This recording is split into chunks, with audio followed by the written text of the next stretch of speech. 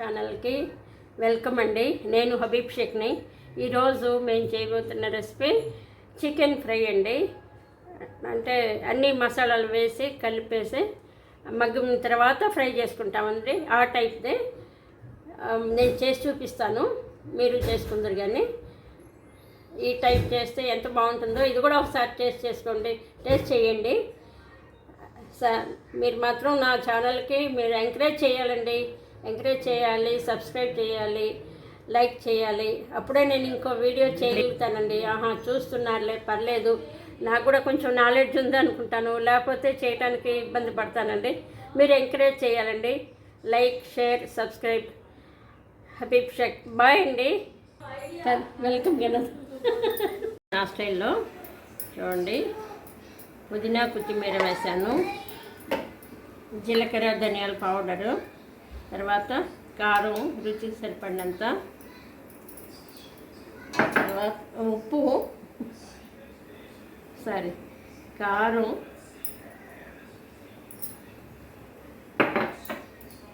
పసుపు,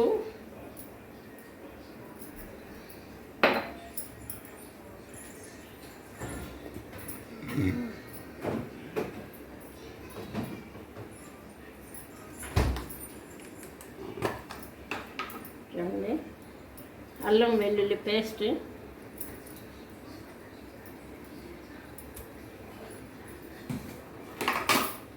అన్నీ వేసి బాగా కలుపుకుంటామండి.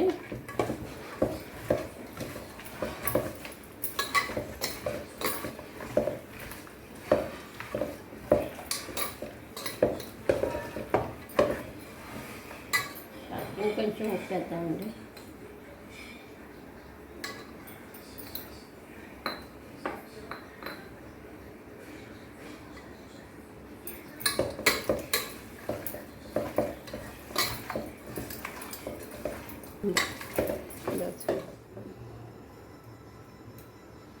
చూడండి, నూనె వేడైంది.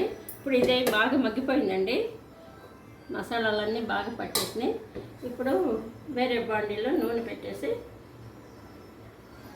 చెక్క, లవంగం, కొద్దిగా షాజీరా, ఈ మూడే వేసుకుంటాం.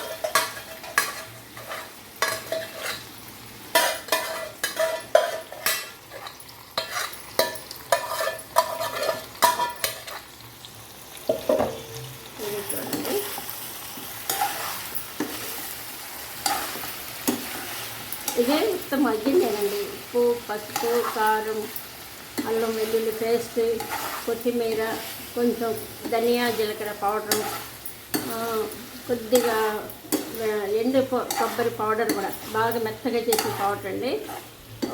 లైట్గా ఉల్లిపాయ అన్నీ వేసి మగ్గిస్తామండి.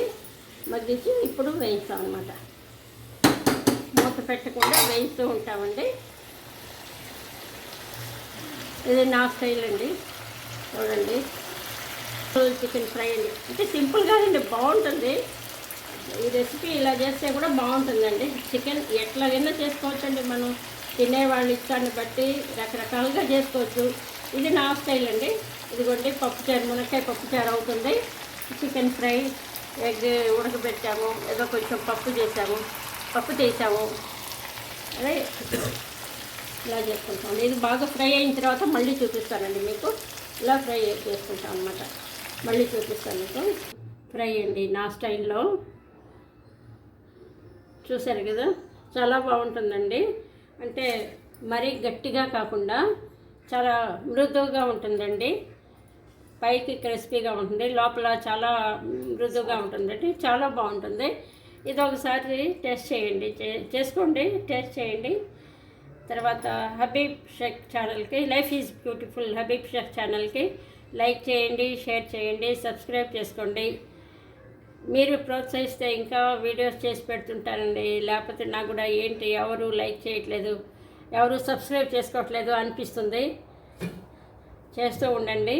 ఇంకోసారి ఇంకో వీడియోతో కలుస్తాను. ఇదిగోండి పప్పుచారు అయింది, ఇది ఫ్రై అయిపోయింది, అన్నమైంది, తర్వాత ఎగ్ రోస్ట్ అయిపోయింది, ఎగ్ ఫ్రై చేసామండి బాయిల్ చేసి. తర్వాత కొంచెం చట్నీ చేసుకున్నాము, కొబ్బరి పచ్చడి, అన్ని వెరైటీతో కొంచెం కొంచెంగా తినేది కొంచెమైనా 4 వెరైటీలు ఉండాలండి. ఉండకపోతే తినలేరు మా ఇంట్లో. చూడండి, నచ్చితే మీరు కూడా చేసుకొని ఎంజాయ్ చేయండి. థ్యాంక్ యూ అండి. బాయ్.